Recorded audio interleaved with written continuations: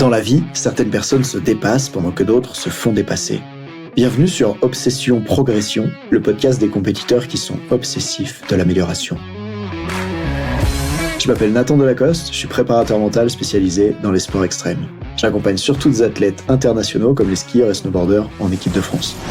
Dans ce podcast, je partage les coulisses des séances et des prises de conscience avec l'intention d'emmener votre mental au plus haut niveau en entraînant l'humain derrière la machine.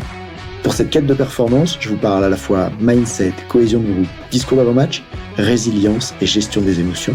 Prenez une bonne dose d'inspiration à chaque épisode, ils sont rendus possibles par Ready to Rock.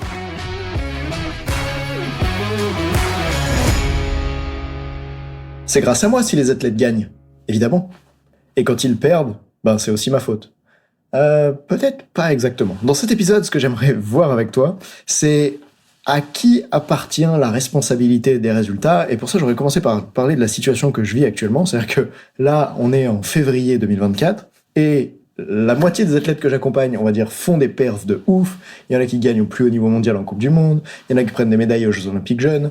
Bref, ils font les meilleurs résultats de leur vie pour certains. C'est vraiment génial. Et puis pour d'autres, ils sont très en difficulté. Certains se posent même des questions sur la poursuite de leur activité. Et dans cette situation un petit peu spéciale où la moitié de ceux que j'accompagne font des perfs incroyables et puis l'autre partie sont en difficulté, ça laisse pensif sur mon impact. Oui, parce qu'on pourrait dire que si j'étais excellent, ils gagneraient tous, toujours, tout le temps. Et puis si j'étais mauvais, ils perdraient tous, toujours, tout le temps. Ou pas. En fait, peut-être que ça dépend pas que de moi. Et je te partage ça parce que, évidemment, on se peut faire rire quand je dis ça comme ça et on voit bien que c'est pas le coach qui fait la compétition, ni l'entraîneur, ni moi. D'ailleurs, il y en a, vu ce qu'ils font en compétition, je me dis heureusement que c'est pas moi qui dois le faire. Même si j'aimerais beaucoup prendre le départ du Frère World Tour, je suis pas sûr d'arriver vivant en bas. Pour moi, la question que tout ça soulève, c'est comment est-ce que j'évalue l'efficacité de mon travail? Oui, parce que s'il y en a qui peuvent réussir et d'autres rater complètement, s'il y en a qui peuvent se sentir super bien et d'autres se sentir super mal, alors que moi je travaille avec tout le monde, ça veut dire que tout dépend pas de moi. Mais du coup, comment je fais pour savoir si je travaille bien ou pas? Et là, j'aimerais aborder plusieurs points. D'abord, le premier, c'est en quoi est-ce que c'est un problème, cette histoire? Je vois beaucoup d'entraîneurs évaluer leur valeur personnelle en fonction des résultats qu'obtiennent leur équipe. Par exemple, peut-être que t'es entraîneur de foot et que quand ton équipe gagne un match, tu te dis « Putain, je suis un tueur, je vais rouler sur la ligue, on va tout gagner dans le district cette année, tu te sens trop fort. » Et puis quand ils perdent, t'es au fond du trou, t'as l'impression que tu bosses super mal, que tu fais n'importe quoi et que tu seras jamais un bon entraîneur. J'ai parlé avec pas mal d'entre vous qui peuvent ressentir ça et je pense que c'est hyper important, au même titre que les athlètes en fait, de se désidentifier des résultats, c'est-à-dire que parfois ton équipe peut gagner alors que toi t'as pas été vraiment très bon, que ça soit le jour de la compète ou les semaines qui précèdent, et puis parfois ils peuvent perdre alors que ce que t'as mis en place c'est super et que ça paiera plus tard. Et donc c'est pour ça que cet épisode de podcast il est vraiment important pour qu'on se pose les bonnes questions. Et franchement, c'est un chemin que je suis moi-même en train de parcourir parce que, évidemment, en tant que coach mental d'athlète de niveau international, ce dont j'ai envie, c'est qu'ils perfent tous en compète. Je pense que je ferais pas ce métier-là si j'étais pas intéressé par la compétition, par le fait d'aider des gens à performer à leur meilleur niveau. Et en même temps, je dois et j'ai envie d'avoir ce détachement personnel par rapport aux résultats qu'ils obtiennent. Alors, voici quelques pistes de comment je m'y prends. D'abord, la première, c'est de regarder que si une partie des athlètes que j'entraîne font les meilleurs résultats de leur vie et une autre partie sont au bout de leur vie, ça remet à sa place, en fait, déjà. Première chose. Deuxième chose, quand un athlète a été en compétition, je ne lui envoie jamais un message pour savoir, alors, quel résultat t'as fait. Oui, parce que maintenant, j'ai de plus en plus d'athlètes dont les résultats sont publics, dans le sens où quand t'es au plus haut niveau mondial, les médias en parlent, etc. Mais pour ceux qui sont d'un niveau en dessous, par exemple, ou juste parce que j'aime que les athlètes viennent vers moi pour me le dire, je vais même pas aller vers eux en leur demandant en fait leur classement, le résultat qu'ils ont fait, même si souvent avant la compétition je sais quelle est leur ambition évidemment, s'ils ont envie de faire podium, de gagner ou de passer des tours de qualif, etc. Ça c'est quelque chose qu'on sait parce qu'on en parle de leurs objectifs dans les séances. Au moment où je leur pose la question, je ne leur dis jamais alors quel résultat t'as fait. Je leur demande toujours comment ça s'est passé. Et souvent ils vont me répondre une chose, ils vont me répondre j'ai fait tel classement.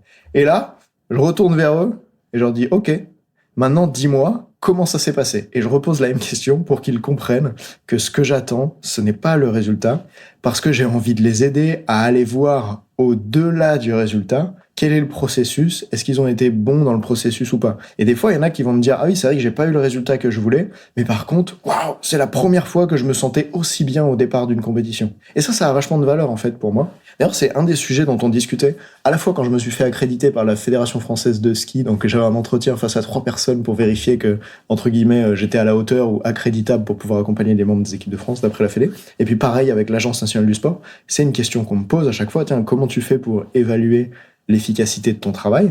Et elle est toujours difficile à répondre, cette question, et je pense qu'un des éléments fondamentaux, pour moi, c'est pas forcément les questionnaires scientifiques pour évaluer comment l'athlète a vécu l'expérience, même si j'en ai plusieurs, et par exemple, il y en a un que j'utilise souvent, c'est le questionnaire des stratégies de coping, dont je viens de perdre le nom du chercheur d'ailleurs. Ce que je disais aux personnes à ce moment-là dans le rendez-vous, d'ailleurs ils m'ont accrédité, peut-être ça a dû leur plaire, mais en tout cas mon point de vue là-dessus, et j'en parlais avec un coach mental qui s'appelle Arthur et qui a échangé avec moi sur ce sujet-là récemment. Arthur, spécialiste de gym si tu m'entends, merci de m'avoir encouragé à aller plus loin dans cet épisode de podcast. Ce qui compte, c'est le vécu de l'expérience de l'athlète en compétition. Et d'ailleurs par rapport à ça, il y a une technique super intéressante qui s'appelle l'entretien d'explicitation qui a été développé par Pierre Vermersch, dont j'ai lu le livre. Et tu peux poser des questions pour comprendre quel a été le contenu de l'expérience par l'athlète, tu vois. Comment est-ce qu'il a vécu les choses et comment il les a vécues dans le plan du VACOG. Donc à travers les différents sens, notamment visuel, auditif, kinesthésique. Et en fait, je vais demander à l'athlète de décrire ce qui s'est passé pour lui. Et puis notamment, on va aborder des sujets qui sont centraux dans la préparation mentale. Tiens, par exemple, au niveau de ton niveau d'activation, au niveau du stress, comment est-ce que c'était pour toi, à la fois dans les jours qui précèdent la compète, dans les minutes avant de démarrer le match, la course, etc., puis pendant et après. On va aller voir en fait ces différentes choses. D'ailleurs, c'est pour ça que souvent mes séances de préparation mentale sont assez longues. J'ai des collègues qui font des séances de moins d'1 heure et franchement, je sais pas trop comment vous faites. Vu moi le temps que ça me prend de débriefer ce qui a eu lieu depuis la dernière séance et de débriefer les compètes et puis de continuer de construire. Souvent, j'ai plutôt des séances qui durent entre 1h30 et 2 heures. Même si parfois quand j'interviens sur le terrain et qu'il y a 20 skieurs, je fais des séances de 15 minutes et que ça marche très bien. Ne me prenez pas au mot là-dessus, c'était juste une réflexion que je vous partage.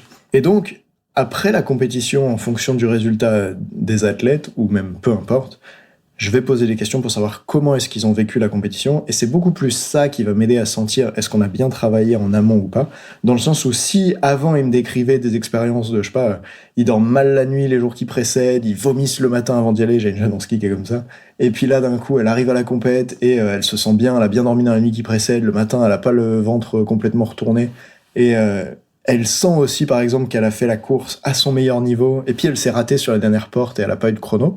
Eh bien, en fait, on peut dire à ce moment-là que l'accompagnement mental a été efficace, dans le sens où l'athlète décrit une évolution des symptômes qu'il a sur le terrain. Symptômes, pas au sens médical du terme, hein, évidemment, symptômes au sens, souvent le stress qu'on voit en surface, c'est comme la partie émergée de l'iceberg, et puis il y a cette partie immergée de l'iceberg qui correspond à toutes les causes, par exemple la peur de décevoir les parents, la peur de pas être qualifié pour l'équipe de France, la peur de perdre sa place en Coupe du Monde, etc. Et on va bosser sur ces éléments-là pour qu'ils se libèrent, et du coup ça va faire changer les symptômes de stress qu'ils ont sur le terrain. J'appellerais aussi les symptômes de pensée obsessive, c'est-à-dire que souvent pour un sportif, ou pour un être humain en général, hein, ça m'arrive aussi, mais pour un compétiteur, il va y avoir toutes ces pensées qui tournent à propos de la performance, à propos du regard des autres, et même des fois à propos du matériel, dans des sports où le matériel est extrêmement important, je pense au snowboard cross par exemple pour la glisse. Voilà donc quelques idées sur comment je remets en question mes propres compétences, mes interventions, et je me demande c'est grâce à qui ces performances, avec différents points. Le premier, c'est de remarquer que si ton accompagnement peut créer des résultats de dingue, et puis voir aussi des résultats pas terribles, c'est que peut-être tout ne dépend pas de toi, et ce qui compte, c'est d'aller, en préparation mentale, questionner le vécu de l'expérience de l'athlète, plutôt que le classement lui-même, parce qu'il y a beaucoup plus d'informations qui se trouvent dans le processus que dans le résultat final. Et franchement, si tout le monde pouvait entendre cette phrase, il y a beaucoup plus d'informations qui se cachent dans le processus que dans le résultat final. Alors on aiderait beaucoup de gens à se sentir mieux, à devenir plus performants. Et pendant que tu essayes ça sur le terrain, je te dis à très vite. Salut. On dit souvent que le mental, c'est 70% de la performance à haut niveau. Pourtant, rares sont ceux qui l'entraînent au moins 10% du temps.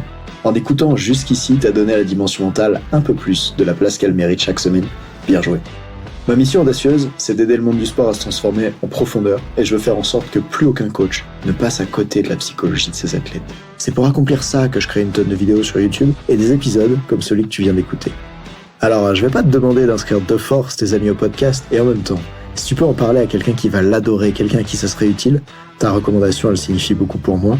Si chaque auditeur en parle juste à 2 autres, l'année prochaine, on sera des milliers de fois plus nombreux avec l'obsession progression. Salut!